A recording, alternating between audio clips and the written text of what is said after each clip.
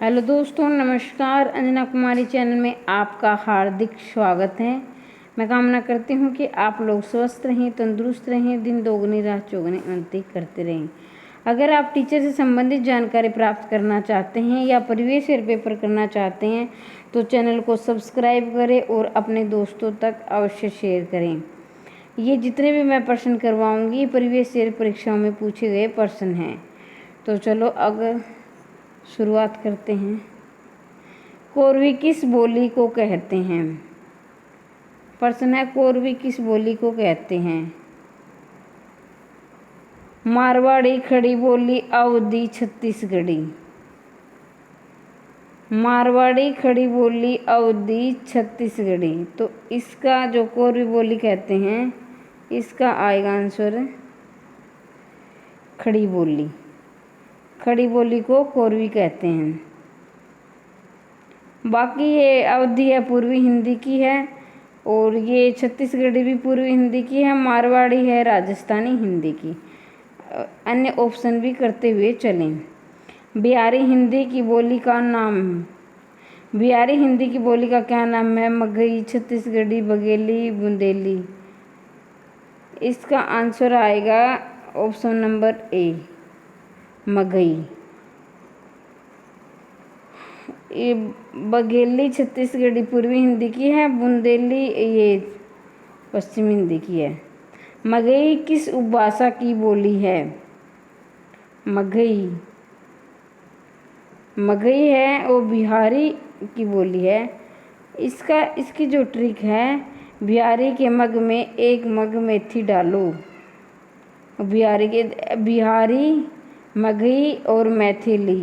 बिहारी, मगही, मैथिली ये इसमें 3 बोलियां आती हैं और जो 3 उपभाषाएं आती हैं। पश्चिमी के अंतर्गत आती हैं 5, राजस्थानी, मारवाड़ी, मेवाती, मालवी ये राजस्थानी में आती है। और पूर्वी हिंदी के अंतर्गत 3 आती हैं, पूर्वी, अवधी, बघेली, छत्तीसगढ़ी। और इसकी ट्रिक है अब छत्तीसगढ़ी। पूर्वी हिंदी का विकास इनमें से किस अपभ्रंश में हुआ है? पूर्वी का विकास इनमें से किस में हुआ है? तो बराचट, अर्धमागधी, खस मागधी। इसका विकास हुआ है अर्धमागधी में। ये सारे बेहद ही महत्वपूर्ण प्रश्न हैं। ये देख सकते हैं आप, सारी प्रीवियस ईयर परीक्षाओं में पूछे हुए प्रश्न हैं। इनको अवश्य करो। अगर ये भी आप कर लेते हो तो आप परीक्षा में अच्छे नंबर ला सकते हो। आधुनिक आर्य भाषाओं के वर्गीकरण अनुसार पूर्वी समुदाय की भाषा नहीं है। ध्यान दीजिए, कई बार ऑप्शन में है होता है और कई बार नहीं। तो हम क्या करते हैं कि जल्दबाजी में है कि नहीं की जगह है लगा देते हैं और फिर सोचते हैं आने के बाद कि हमने ये प्रश्न गलत कर दिया। आते हुए भी प्रश्न हम गलत करते हैं। तो जल्दबाजी ना करें, प्रश्न को ध्यानपूर्वक पढ़ें और है और नहीं है दिया है तो उसको सबसे पहले अंडरलाइन कर लें ताकि ये समझ में आ जाए कि प्रश्न में पूछा क्या गया है। और इस गलती के कारण 1-2 नंबर से हम अपने सिलेक्शन को खो देते हैं। तो यहाँ पूछा गया है कि आधुनिक आर्य भाषाओं के वर्गीकरण के अनुसार पूर्वी समुदाय की भाषा नहीं है। तो मतलब पूर्वी समुदाय की कौन सी भाषा नहीं है ये इसमें पूछा गया है। तो इसका आंसर आएगा मराठी।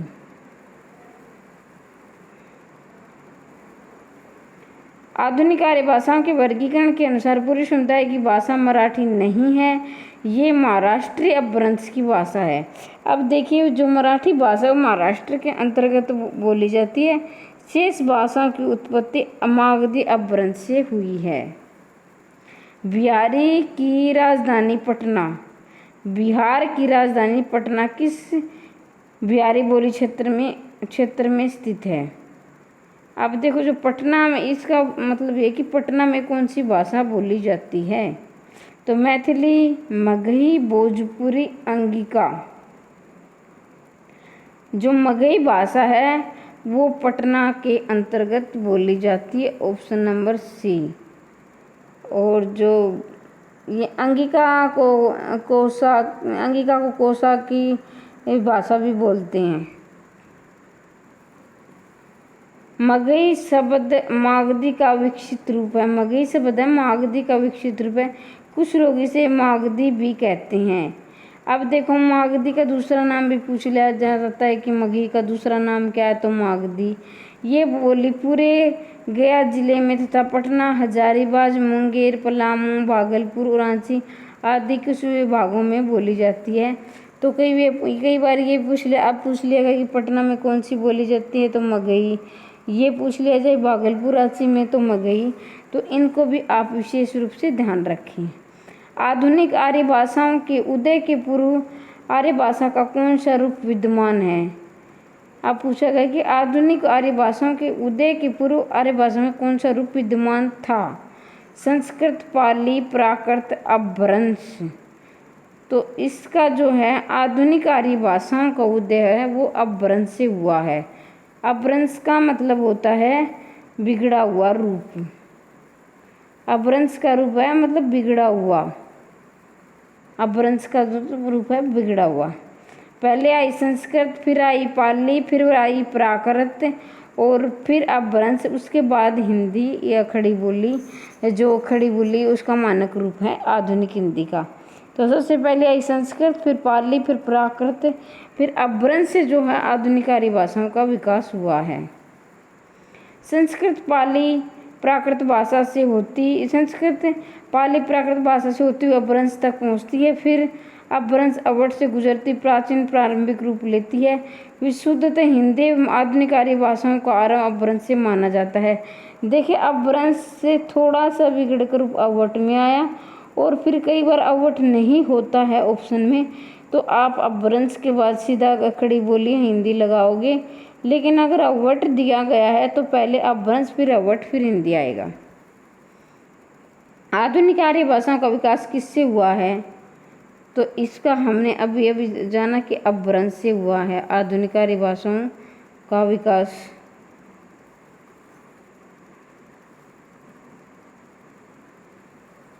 ऑप्शन नंबर ए सही हो जाएगा। इनमें से अपभ्रंश भाषा का काल कौन सा है। अब आपको क्या बताना है कि अपभ्रंश भाषा का काल कौन सा है।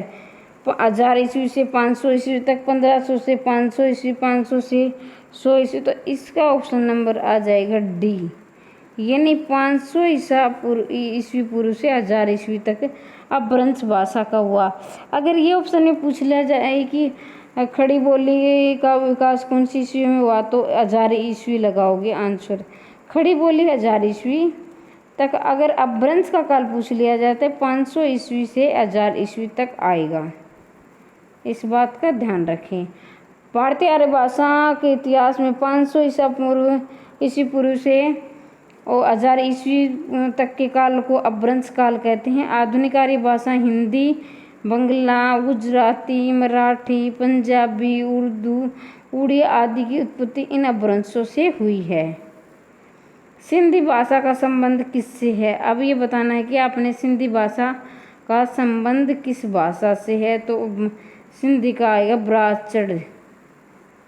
और पैसाची पंजाबी लहंगा पैसों का आता है, तो पंजाबी पैसाची लहंदा ये इसके अंदर आएंगी। मगही जो बोली है बिहारी के अंतर्गत आती है। शोरसेनी ये इसकी शोरसेनी गुजरात के पहाड़ों में शेर है। इस तरह ट्रिक के द्वारा आप इसको करेंगे। कभी आप जब मैं ट्रिक के द्वारा करवाऊंगी, जब आपको बोली और ये भाषाएं समझाऊंगी, तब आप थोड़ा थोड़ा साथ साथ समझते हुए चलें। इनमें से कौन सा कथन असत्य है। ध्यान, असत्य मतलब कौन सा गलत है ये पूछा गया है। इस चीज़ का अवश्य ध्यान दें कि सत्य पूछा गया है असत्य। कई बार हम जल्दबाजी में आंसर गलत कर देते हैं। रीवा, सतनाथ, शहडोल, बघेली। और फिर आएगा इसका वर्धा की राष्ट्रभाषा सुधार समिति और देवनागरी में जो सुधार हुआ सवरखड़ी के नाम से जाना जाता है। नहीं जाना ये ठीक है। खड़ी बोली का अन्य नाम कोरवी, ये भी ठीक है। राजा उपभाषा का पैसाची अपभ्रंश, ये गलत है। राजस्थानी का विकास इससे नहीं हुआ है, पैसाची से नहीं हुआ है। तो ऑप्शन नंबर ये हो जाएगा। तो तो इसका डी आ जाएगा इसका। ये गलत है। रिभाषा तो ना सैडोन बघेली के क्षेत्र आते हैं, ये ठीक है। वर्धा की भाषा राष्ट्रभाषा में दर्शन देवनागरी में जो सुधार हुआ है स्वरखड़ी के नाम से, ये भी ठीक है। खड़ी बोली का अन्य नाम कोरवी, ये भी ठीक है।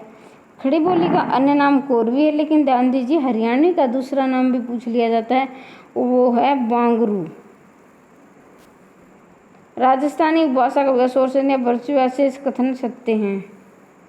अब देखिए हिंदी भाषा के उद्भव और विकास का सही अनुक्रम बताएंगे। इसने सही क्रम लगाना है, कौन सा सही सीरीज में लगा है, आरोही अवरोही में पूछ लिया जाता है। तो देखिए संस्कृत, पाली, प्राकृत, अपभ्रंश और पश्चिम खड़ी बोली, संस्कृत। अब देखो ऑप्शन नंबर सेकंड तो यही कट गया, क्योंकि संस्कृत के बाद आई थी पाली। तो ध्यान, कई बार आपको नहीं भी थोड़ा बहुत आता तो भी हम लगा सकते हैं। देखिए सबसे पहले आई थी संस्कृत, ऐसा इतना तो सब जानते हैं। तो ये ऑप्शन नंबर ऐसे कट गया, क्योंकि इसमें पहले पाली दे दिया। फिर दूसरा ऑप्शन इस तरह का, संस्कृत के बाद आई थी पाली, जो कि महात्मा बुद्ध की भाषा थी, बौद्धों की भाषा थी पाली, ये ऐसे कट गया। फिर बच गए ये दोनों ऑप्शन। तो इनमें देखो पहले में संस्कृत, पाली, प्राकृत, अपभ्रंश, फिर शोरसेनी, फिर पश्चिमी, फिर खड़ी बोली। तो इसका आंसर आ जाएगा ए, ये ठीक है इसका। संस्कृत आई, फिर पाली, फिर प्राकृत, फिर अपभ्रंश, फिर शोरसेनी, फिर पश्चिमी हिंदी, फिर खड़ी बोली। पश्चिमी हिंदी से खड़ी बोली का विकास हुआ है, और पश्चिमी हिंदी के अंतर्गत 5 बोलियां बोली जाती हैं। हिंदी की आदि जननी कौन सी है? संस्कृत। बेहद ही महत्वपूर्ण है, बहुत ही ज़्यादा परीक्षाओं में पूछा गया है कि हिंदी की आदि जननी किस भाषा को कहा जाता है। तो हिंदी की आदि जननी संस्कृत को कहा जाता है, क्योंकि सबसे पहले संस्कृत का विकास हुआ था हमारे देश में। संस्कृत के बाद पाली, प्राकृत भाषा से होती हुई अपभ्रंश तक पहुँचती है, फिर अपभ्रंश अवध से गुजरती हुई प्राचीन प्रारंभिक हिंदी का रूप लेती है। विद्युत हिंदी भाषा के इतिहासकार अपभ्रंश से माना जाता है। हिंदी का विकास क्रम से संस्कृत, पाली, प्राकृत, अपभ्रंश, पश्चिम हिंदी, खड़ी बोली, इस प्रकार इसका विकास हुआ है। अन्य महत्वपूर्ण तथ्य, विश्व में हिंदी विश्व की लगभग 3000 भाषाओं में से एक है। कहने का मतलब ये है कि विश्व में लगभग कितनी भाषाएं बोली जाती है, तो आप लगाओगे लगभग 3000 भाषाएं विश्व के अंतर्गत बोली जाती हैं। आकृति या रूप के आधार पर हिंदी वियोगात्मक, ये भी आ जाता, बेहद आता है ये प्रश्न कि हिंदी संयोगात्मक से चलती है, वियोगात्मक में से चलती है। तो इसका ऑप्शन ये है कि हिंदी है वियोगात्मक विश्लिष्ट भाषा है। हिंदी ये आ जाता है, हिंदी संयोगात्मक है, वियोगात्मक है। तो आपको क्या लगाना कि हिंदी वियोगात्मक या विश्लिष्ट भाषा है। फिर ये भी प्रश्न बहुत आ जाता है कि भाषा परिवार के आधार पर हिंदी कौन से परिवार की भाषा है, तो हिंदी है बहुरूपीय परिवार की भाषा। और ये जो जितने भी परिवार है, द्रविड़ परिवार, बहुरूपीय परिवार, तो इसमें क्या है कि बहुरूपीय परिवार सबसे बड़ा परिवार है। इसके अंदर सबसे ज़्यादा भाषाएं बोली जाती हैं। भारत में 4 भाषा परिवार हैं, बहुरूपीय, द्रविड़, ऑस्ट्रिक, चीनी, तिब्बती मिलते हैं, और जिनमें से चारों में से बहुरूपीय परिवार है सबसे बड़ा भाषा परिवार है। भारत में बोलने वालों के प्रतिशत के आधार पर बहुरूपीय परिवार सबसे बड़ा परिवार है।